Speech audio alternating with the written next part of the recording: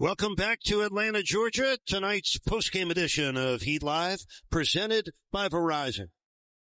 Miami wins in Atlanta tonight, 126-111. Every victory, one to be savored and appreciated and enjoyed. And tonight, no exception. The Heat really played well in this game. They end a 3-game losing streak. They improved their record to 16-15. Here's what we have for you. You'll hear from Heat head coach Erik Spoelstra here in Atlanta. John Crotty and Amy Audibert will give you expert analysis of this game. We'll also take you inside the winner's locker room. The Miami Heat on the road enjoying what is their 6th road victory of the season. We will hear from the Heat players momentarily. And we welcome you back. Mr. Reed and Mr. Crotty here. You know us as Eric and John. We enjoyed the game tonight. 9th double-figure victory for the Heat. John, 5-2 with the starting lineup they used tonight that included Pelle Larsson. And I know what we all enjoyed most, the faith Erik Spoelstra has in the up-tempo attack. He doubled down in his pregame comments, John, about wanting his team to play even faster. They got back to that pace that was so successful for them earlier this season. They really did, and it was marvelous to watch. So many players involved as a result. He were able to get 22 fast break points, really get out and moving, and it started early. Obviously, the defense always helps if you're able to create some steals and go from defense to offense. But I thought Miami overall took it off the glass, even off makes, inbounding the basketball, got down the floor with space, spread the floor, kept the defense guessing. And once they beat that initial layer of defense, the Hawks pour on the rotation, allowed Miami to get a lot of really good looks going right down the highway there, right down the gut of the defense, finishing inside. And then the ability to rebound, close out possessions. Miami took 19 more shots than the Hawks because of their ability to get offensive boards and then close out defensively with rebounds and get out in that transition game and played fast, constantly keeping the Hawks on their heels. It was fun to watch, and you could just see everyone really engaged on the Miami side. Heat number 2 in the NBA, and a category I'm going to tell you about in a second. 126 on the board for Miami, 47% shooting, but 22 points came off 21 turnovers. The Heat got 36 fourth-quarter points tonight to help put away this Atlanta team. Now, Pelle Larsson with 21. Norman Powell had 25. Kel'el had 16 points and 13 rebounds. 4 on the offensive board for both Ware and Wiggins. So Pelle Larsson and Jaime Jaquez Jr., John, two of the young members of this Heat cast.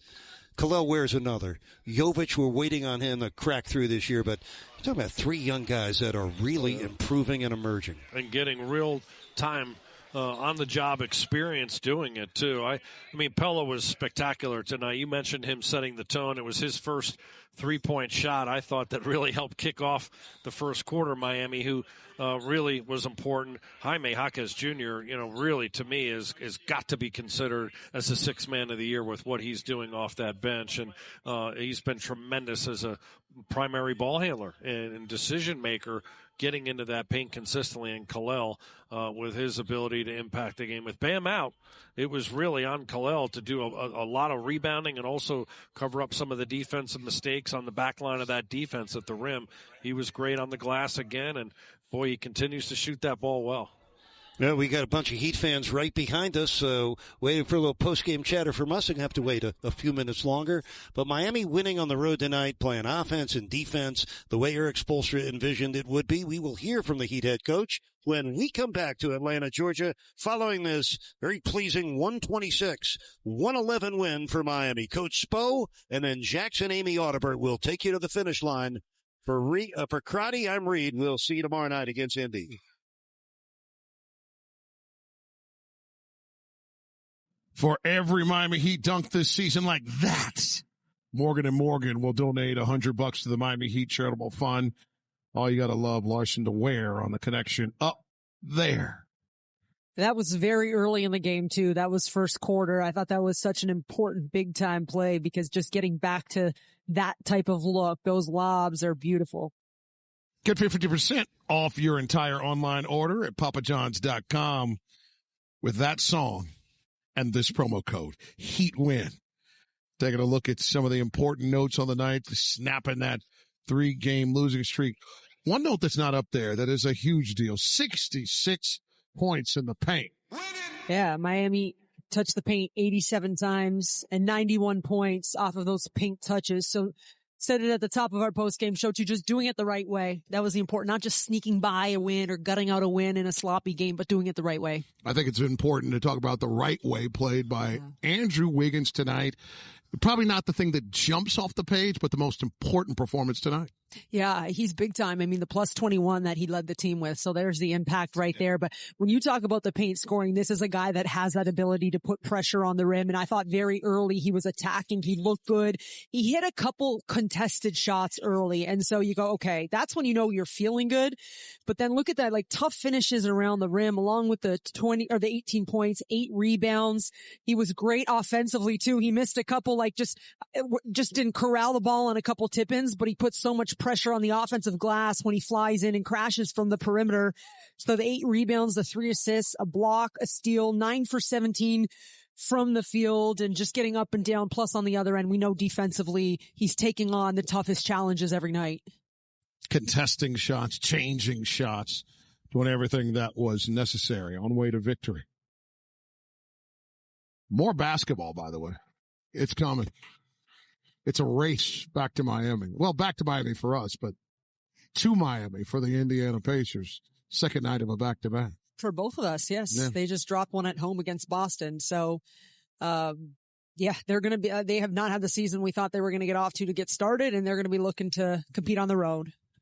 And we'll start that party tomorrow night in the Heat's house, 7:30 for Heat Live presented by Xfinity, the 8 o'clock tip.